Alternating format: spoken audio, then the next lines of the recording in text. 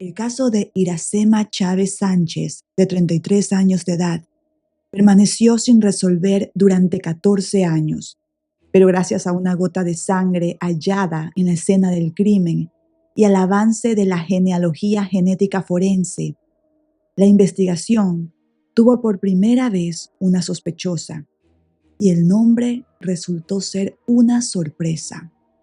Una de las mejores amigas de Iracema, Mayra Velázquez, quien asegura que ella no lo hizo y que una simple gota de sangre no puede demostrar su culpabilidad. Hola chicos y chicas, ¿cómo están? Bienvenidos a un episodio más de Martes de Misterio. Como lo escucharon en la introducción, el día de hoy vamos a hablar de todo lo que se sabe hasta el momento del caso de Iracema Chávez Sánchez. Este caso me lo han pedido ustedes muchísimo porque en las últimas semanas este caso, que era considerado un caso sin resolver, por fin tiene a una sospechosa luego de 14 años. A continuación, todos los detalles de este caso. Iracema Chávez Sánchez, de 33 años de edad, era originaria de Allende, Nuevo León, México. Recientemente ella se había mudado a Arlington, Texas, en Estados Unidos, porque su hermana, su cuñado y su sobrina le habían estado pidiendo que se fuera a vivir cerca de ellos, que en Texas habían más oportunidades de trabajo, que estaban ellos. Y como ella era bastante allegada a su hermana Diana y a su sobrinita Jessie, al final terminó aceptando. Se mudó de Allende hasta Arlington, Texas. Ahí ella comenzó a vivir en el complejo de apartamentos llamado Aspenwood. Estuve buscando fotos del lugar, pero no pude encontrar. Al parecer cambiaron el nombre, ya no se llama Aspenwood Apartments. Pero les voy a poner una imagen para que ustedes más o menos tengan una idea de cómo eran esos apartamentos. El apartamento de donde vivía Iracema, ella vivía en el segundo piso. Según sus familiares, Iracema era una mujer alegre, feliz, responsable, independiente, trabajadora y muy familiar. Ella no tenía hijos, pero tenía una relación sentimental que había comenzado recientemente. Y es que hace unos meses antes de que el crimen ocurriera, ella salió del closet. Le confesó a sus familiares que era lesbiana. Y su hermana, Diana, cuenta que ellos estaban sorprendidos porque Iracema tenía poco tiempo de haber llegado a Arlington, Texas, y ya tenía un montón de amigos y amigas. Pero a pesar de tener todos estos amigos, al parecer ella sentía que alguien la estaba amenazando y que le quería hacer daño. Porque para finales de 2011, unos meses antes del trágico crimen, Iracema le contó a sus familiares que le habían ponchado las llantas del carro. Ella dejaba su carro justamente debajo de su apartamento. Ahí había como que un pequeño garaje donde las personas dejaban sus carros, los inquilinos.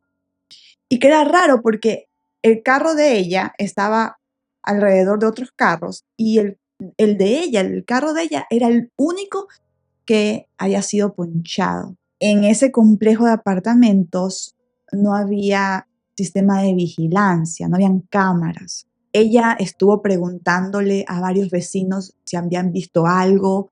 Los vecinos decían que no habían visto a nadie, que no sé, que luciera sospechoso en esos días. Entonces ella quedó con ese miedo, como que, uy, no, ¿será que alguien me quiere hacer daño? Yo vivo sola. Entonces ella estuvo averiguando y decidió que iba a poner por su cuenta un sistema de vigilancia. Entonces puso una cámara que apuntaba hacia la puerta de su casa. Entonces era como que la cámara estaba ubicada justamente subiendo la escalera. Tú tienes que subir las escaleras llegar al segundo piso y prácticamente en la misma dirección de las escaleras estaba la puerta del apartamento de ella. En unos momentos vamos a analizar unos extractos de los videos de seguridad de la noche en que supuestamente los policías, los detectives creen que ocurrió el crimen. Entonces ella pone este sistema de vigilancia unos meses antes del horrendo crimen y sus familiares sabían eso. Entonces ella revisaba constantemente cada vez que llegaba del trabajo, veía si es que alguien había llegado o andaba rondando por su casa, como para buscar algún sospechoso. Pero según sus familiares, nunca encontró nada, nada raro. Pero lo que sí dijeron es que ella se sentía segura con esas cámaras, como que decía, bueno, ya están estas cámaras aquí, entonces como que ya puedo dormir tranquila. La noche del día jueves 19 de enero de 2012, su hermana Diana Elowad recibió una llamada telefónica de Iracema. Iracema habló varios minutos con su hermana y con su sobrina Jessie. Habían quedado que Jessie iba a ir al siguiente día para pasar todo el día con Iracema porque no había nadie que la cuidara. Jessie tenía 17 años, pero era todavía menor de edad, o sea, no era como que la podían dejar sola en la casa. Y normalmente cuando los papás de Jessie, ningún familiar podía estar con ella, la enviaban a la casa de su tía. O sea, la mamá la iba a dejar hasta la casa de Iracema. Entonces, lo que le dijo esa noche Iracema a su hermana y a su sobrina era, por favor, vengan acá a la casa ahorita en la noche. Mira, se quedan aquí a dormir conmigo, vemos televisión, comemos algo y ya mañana tu hermana te vas a tu trabajo y ya yo me quedo con Jessie. Pero Diana recuerda que ese día ella no quería conducir hasta la casa de su hermana porque ya era bien de noche. Entonces era como que ella no le gustaba conducir en las noches. Entonces le dijo, ay, no, es que es muy tarde. Ya, mira, hagamos una cosa. Mañana por la mañana paso a saludarte y llevo a Jessie, porque igual Jessie no tiene con quién quedarse. Bueno, entonces quedaron así. Pero recuerdan que Iracema hasta lo último le estuvo diciendo que se quedara con ella, que la fueran a visitar. Terminaron de hablar aquella noche el 19 de enero y se puede ver que en las cámaras de seguridad efectivamente Iracema llega por la noche, entra a su apartamento y no vuelve a salir. Más o menos a eso de las 11:30 de la noche, una persona vestida con un abrigo, una chompa con capucha y unos pantalones así bien anchos, sube las escaleras de la casa del apartamento de Iracema y toca la puerta de su apartamento. Este es el video de la cámara de seguridad, de una de las cámaras de seguridad de la casa de Iracema. Las autoridades repetían una y otra vez este video y vamos a hacer nosotros exactamente lo mismo, vamos a repetirlo una y otra vez. Quiero que vean cómo sube las escaleras esta persona. Honestamente, chicos, cuando yo vi este video, la primera vez dije de una, este es un hombre. La forma de caminar, de subir las escaleras, de dar los pasos, pues mi cerebro es como que capta eso, como que, ok, este es un hombre. Pero al parecer no era un hombre, era una mujer. Ok. No se le puede ver la cara porque en todo momento va con una capucha. Quiero que ustedes vean cómo trata de abrir la puerta, miren.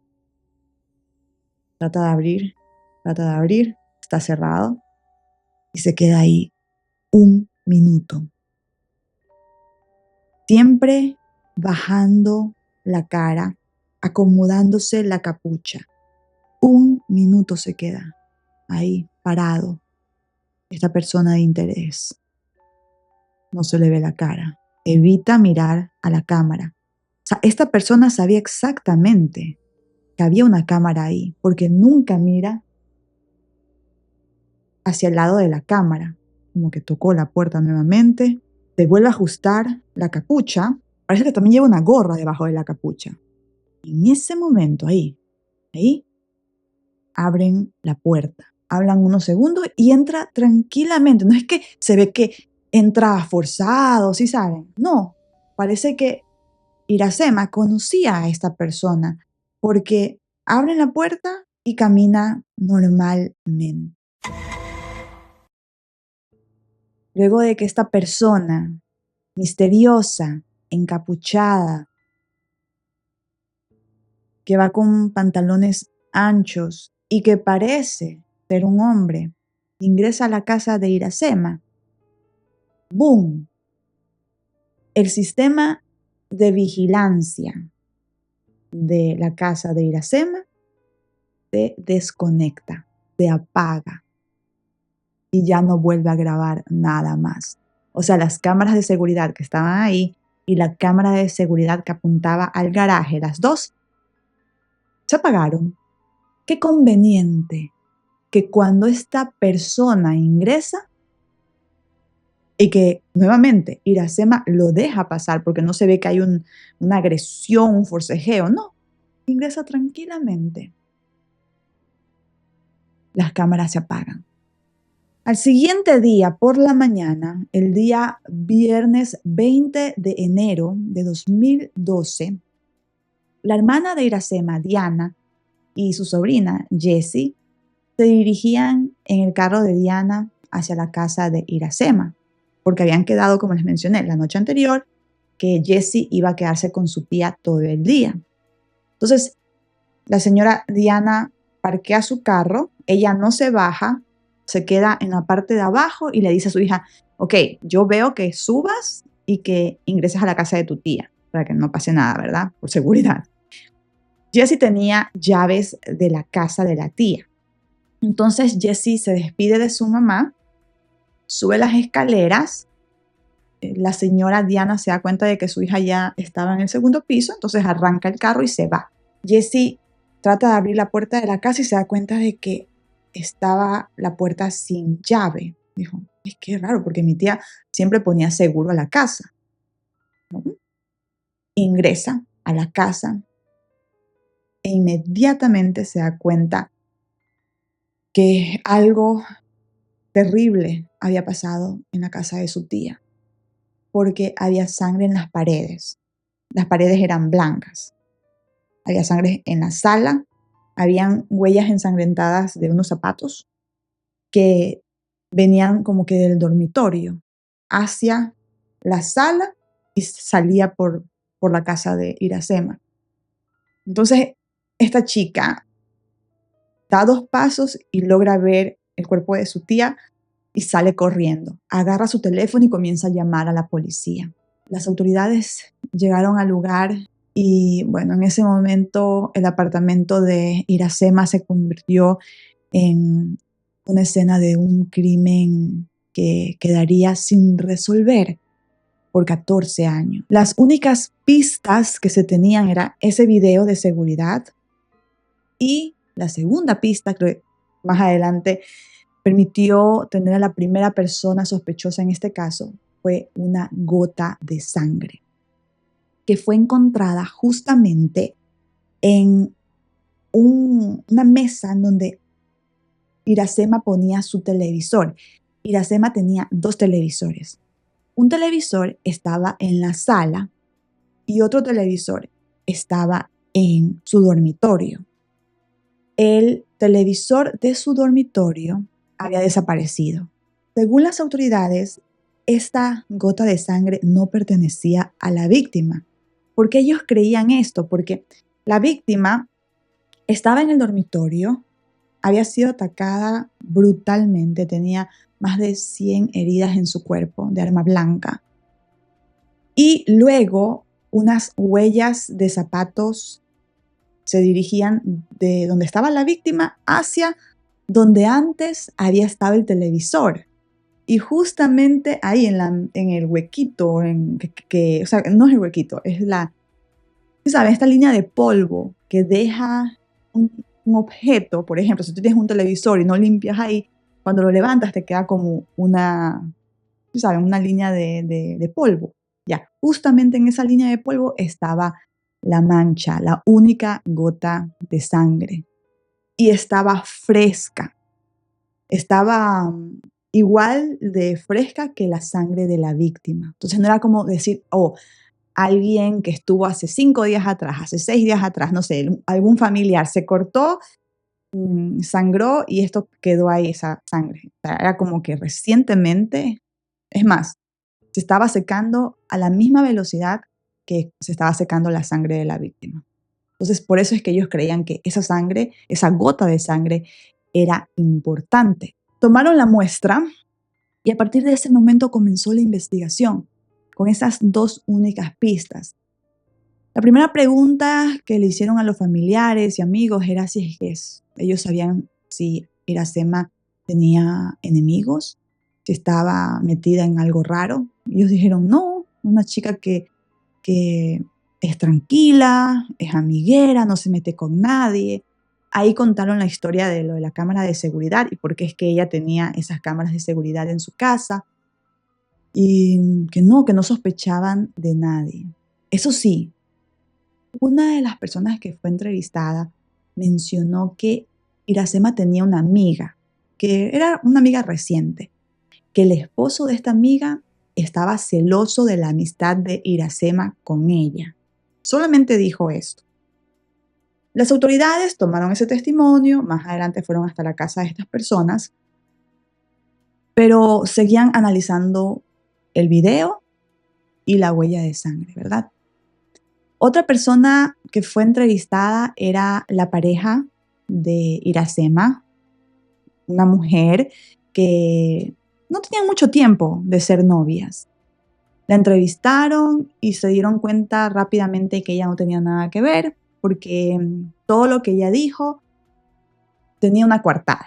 ¿Okay? Las personas la habían visto en su casa, habían cámaras que la ponían en su casa, entonces era como que imposible que ella haya sido la persona que cometió el crimen. Entonces fue tachada como en la lista de sospechosos. Los detectives estaban seguros que la gota de sangre era la pista que les iba a permitir resolver el misterio.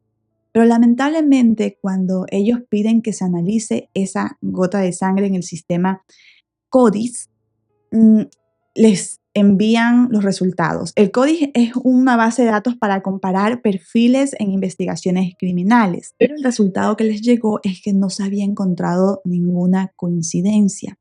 Ahora, chicos, les explico. Para encontrar coincidencias, tiene que la persona sospechosa, o sea, la persona a la que pertenece el ADN, tiene que estar registrada en este sistema, en el CODIS. La persona sospechosa que dejó esta gota de sangre no había cometido ningún delito en toda su vida y por eso no estaba en la base de datos de la policía. Entonces, las autoridades estaban en un callejón sin salida. Lo que hicieron fue ir a hablar con la amiga y el esposo, que la otra amiga había dicho que el esposo estaba celoso y le había reclamado a Iracema porque no le gustaba la amistad que tenía con su esposa. Ya, fueron hasta esa casa. Pero en esa casa ellos no estaban. Era un familiar. Creo que era la mamá de esta amiga. Las autoridades le dijeron, por favor, que esta persona vaya a hablar con nosotros. Si sabe algo, que nos llame. Y les dejaron las tarjetas. Pero estas personas nunca llamaron a las autoridades. Más adelante se dio a conocer que esta amiga era Mayra Velázquez, que inclusive en esa época publicó un mensaje por el crimen de su amiga en su cuenta de Facebook. Por aquí les voy a poner el mensaje. Puso 20 de enero de 2012. Fuiste una gran amiga.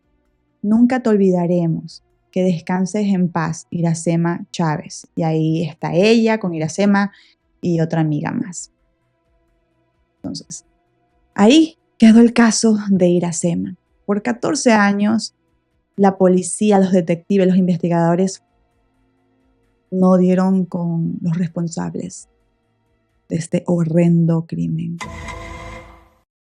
En 2016, los investigadores ya de ver que no podían avanzar, que no tenían nada más, lo que hace es que una investigadora pide que por favor ingresen el perfil de la gota de sangre, que lo ingresen en el sistema de Parabon Nanolabs y que ahí se quedara. Y que en algún punto, si tenían alguna coincidencia, les pasaran esta información a la policía.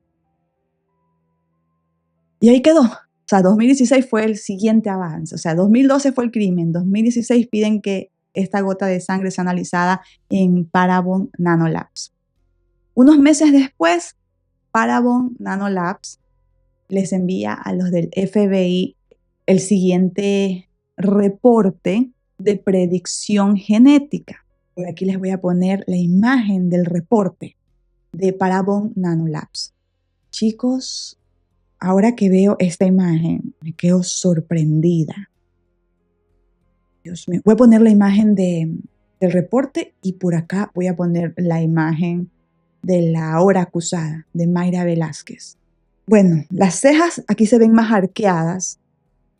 Las de Mayra se ven como más rectas, pero podría ser que Mayra se las pinta, ¿saben? Por maquillaje. Uno puede cambiar la forma de las cejas, ¿verdad? Pero sí, se parece muchísimo. Imagínense, este reporte fue hecho en 2016 y lo que decía era lo siguiente. El perfil genético se trata de una persona femenina de origen hispano que está a finales de sus 20 y a principios de sus 30, o sea, hasta la edad, el color de piel, el color de ojos, cabello, o sea, todo. Toda esta información es increíble. Y miren, lo que predecía ya en ese entonces, usando la tecnología de 2016, ya predecían esta imagen. En noviembre de 2024, el grupo de detectives que llevaba el caso de Iracema contactó con el FBI y les pidió al FBI de Dallas que por favor ingresaran el perfil genético, lo ingresaran al sistema IgG. La IgG es una técnica de investigación que combina el análisis avanzado de ADN con la construcción de árboles genealógicos para identificar sospechosos o restos humanos a partir de parientes lejanos. El FBI aceptó este perfil genético, lo metió en su base de datos y no pasaron muchos días para que el sistema, para que la base de datos arrojara los resultados. Salió que Mayra Velázquez, esta mujer que ustedes están viendo a continuación, era la dueña, por decirlo así, de la gota de sangre, del perfil genético de ADN que se había encontrado en 2012 en la casa de Iracema. Esta mujer, como les dije, es la mujer a la que los investigadores habían ido a entrevistar, pero que no pudieron entrevistar. Ella nunca fue considerada sospechosa, simplemente quisieron hablar con ella porque una amiga dijo que el esposo de ella estaba celoso, pero nunca tuvieron más, ¿cómo les explico? Más pruebas para investigarla a ella. Pero cuando la base de datos dio este resultado, pues las autoridades eran como que, ok, vamos a investigar a esta mujer. Necesitamos comprobar exactamente que esa mujer efectivamente el perfil genético corresponde al de ella y no solamente a lo que nos dice la base de datos del IgG, porque repito, el IgG es una base de datos que reconstruye la genealogía genética, o sea, un pariente, no se sabe quién porque aún no ha sido revelado, puede haber sido el hijo, el sobrino, las hermanas, la mamá, algún familiar de ella hizo una de estas pruebas, ¿saben? Pruebas de ADN para determinar tu árbol genealógico. Hay varios de estos servicios que se pusieron de moda inclusive hace unos años atrás. Bueno, a partir de estos servicios se crearon bases de datos privadas y públicas. Entonces, una de estas bases de datos, ¡pum!, encontró el perfil de la gota de sangre. Hicieron ahí match. Las autoridades montaron un sistema de vigilancia a Mayra Velázquez Durante varios meses la estuvieron siguiendo y en mayo de 2025 ella había ido a celebrar con unos amigos el Día de la Madre y se habían ido a un restaurante con unos amigos. Entonces, unos detectives que la estaban siguiendo estuvieron afuera del restaurante por horas y ya cuando ella y sus familiares se levantaron de la mesa y se fueron, estos detectives que estaban encubiertos fueron hasta la mesa, agarraron tenedor, el vaso que ella había bebido y este material fue llevado a el FBI. Analizan el tenedor y lo comparan, las muestras de la saliva de ese tenedor, lo comparan con la gota de sangre de 2012. Y nuevamente, coincidía. Con esto de aquí, las autoridades comenzaron a armar el caso para acusar formalmente a esa mujer, a Mayra Velázquez. Y durante todo este tiempo, desde mayo de 2025, casi un año estuvieron siguiéndola.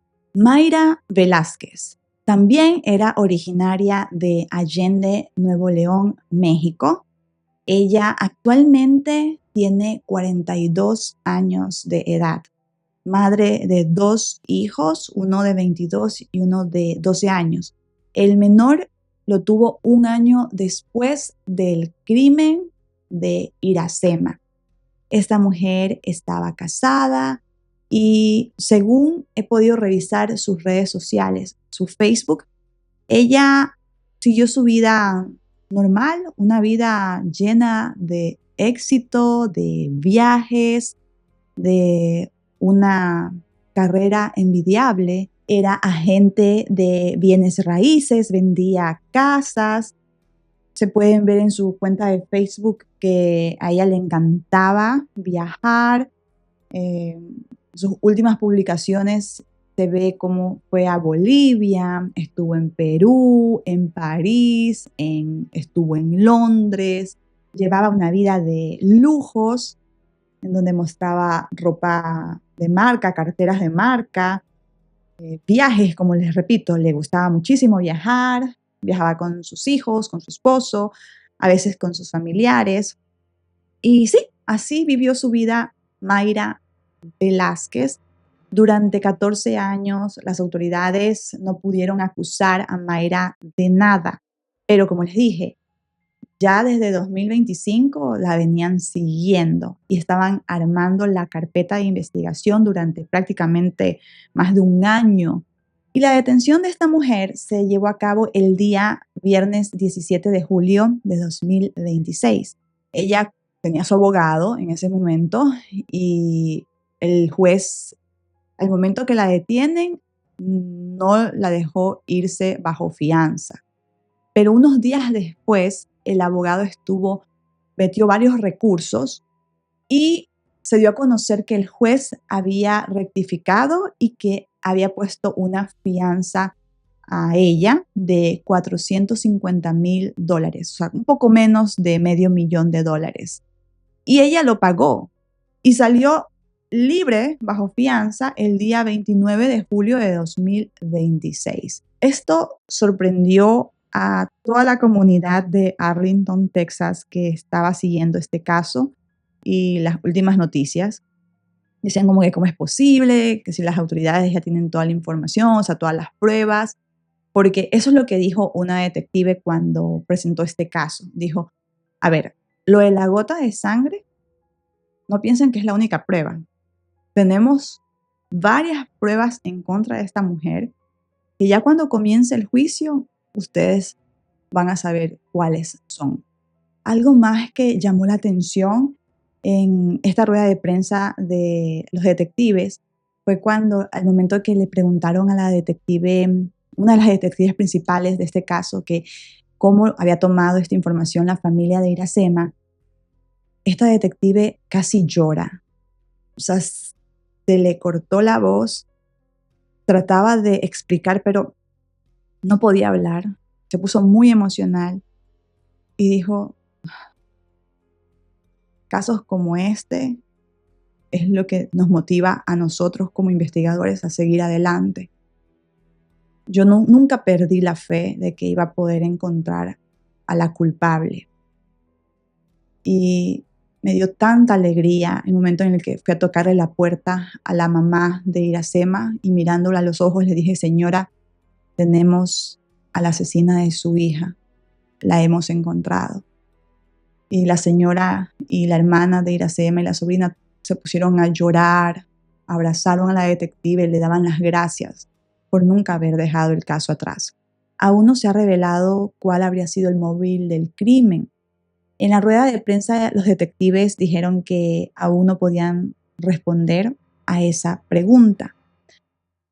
Sin embargo, muchas personas en redes sociales han hablado de la hipótesis de que esto se habría tratado de un crimen pasional. Por la forma en la que fue encontrada la víctima, o sea, el ataque tan personal. 2, la víctima sabemos que era lesbiana y por testigos se sabía que el esposo de Mayra estaba celoso de la amistad de ellas dos. Entonces, por esa razón es que muchas personas en redes sociales creen que ellas tuvieron algo y algo clandestino y Mayra no quería que Iracema lo revelara. Entonces no se sabe si era eso, o sea, si que el miedo a que Iracema les contara al esposo de ellas que ellas habían tenido una relación o que sus familiares supieran que haya tenido una relación homosexual, o sea, que ella haya querido ocultar eso. Mayra, a pesar de las pruebas que dicen la fiscalía y los detectives que tienen, ella se mantiene en que es inocente. Cuando salió de la cárcel, ella iba tranquila. Los periodistas le hacían preguntas sobre este caso. ¿Por qué lo hiciste? ¿Por qué lo hiciste? Y ella nunca dijo nada, iba calladita. Salió de la cárcel, tiene que cargar una tobillera electrónica y reportarse cada cierto tiempo a la policía. No puede tampoco acercarse a los familiares de la víctima y bueno, obviamente no puede salir de Texas. Ahora, hace unos días atrás, el 31 de julio de 2026, salió ella y sus abogados a dar una conferencia de prensa. Lo que llamó la atención es que el abogado de esta mujer, de Mayra Velázquez, Frank Sellers, quería que los medios de comunicación que iban a estar en la rueda de prensa les firmara un papel que decía que no podían preguntarle nada a Mayra.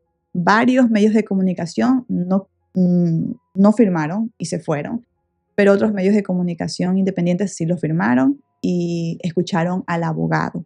Mayra estaba callada. Lo único que dijo en esa rueda de prensa es que ella no lo había hecho. Dijo: no hice esto, nunca haría esto, a nadie. Soy una buena persona. Ella era mi amiga. Yo conozco a Dios y todas las personas que me conocen saben que nunca podría hacerle algo así a alguien. Pero tengo fe en Dios, en que van a descubrir quién le hizo esto. Su abogado comenzó a cuestionar lo de la gota de sangre. Dijo: a ver, aquí mi defendida era amiga de la víctima. Estuvo en la casa de la víctima en varias ocasiones. Su sangre tranquilamente pudo haber estado en partes de la casa, porque a veces te puede pasar un accidente en la casa de tu amigo y puede quedar sangre en tu casa. Entonces, ahora, si tú tienes un amigo, estás en la cocina y te cortas y dejas sangre y luego Dios no quiere, le pasa algo a tu amigo y te acusan a ti. Eso es lo que dijo el abogado. Aparte dijo: mi defendida es una persona buena, trabajadora, es una persona que ha aportado a la sociedad, es una buena madre, nunca ha tenido ningún problema con la justicia. Y eso es verdad. Ella no tiene ningún arresto, ningún tipo de delito. Pero honestamente, chicos, eso no significa que una persona que no tenga ningún delito previamente no pueda cometer un crimen, ¿verdad? Y otra cosa, el hecho de ser madre no significa de que ya por eso no vas a cometer un crimen. Hemos visto muchas madres que han cometido crímenes. Entonces, lo que dice el abogado Frank es como que muchas personas sí se han puesto de acuerdo, le han dado la razón al abogado Frank diciendo, pero es cierto, si ellas eran amigas, o sea, que hayan encontrado sangre de Mayra en la casa no quiere decir que ella sea la culpable. Y aparte, muchas personas han revisado ese video y dicen, no, es que la persona que ingresa es un hombre. O sea, ¿cómo Mayra pudo haber fingido caminar como un hombre? Si camina como un hombre, pone los hombros así como un hombre, la persona del video. Pero asimismo, he visto videos de actores, de mujeres, actrices, que imitan el caminar de un hombre y logran tranquilamente hacer creer a las personas que son hombres, o sea, de perfil, por la forma de caminar, ¿verdad? Entonces, el que esta persona que sale en la cámara camine como hombre, ya por eso las personas digan, no, o el abogado, porque es el abogado el que dice, esa persona del video claramente es un hombre y ustedes ven aquí que mi defendida es mujer. Bueno, lo que les cuento, no es imposible creer que Mayra haya querido hacer creer que era un hombre, haya practicado un caminar así como hombre, para justamente despistar a los investigadores, y por eso se llevó el televisor, para hacer creer que era un robo, o sea, tenía todo planificado. Ahora, en redes sociales también he visto gente que dice, chicos, es que es de asustarnos de que ahora a una persona la culpen solamente por una gota de sangre.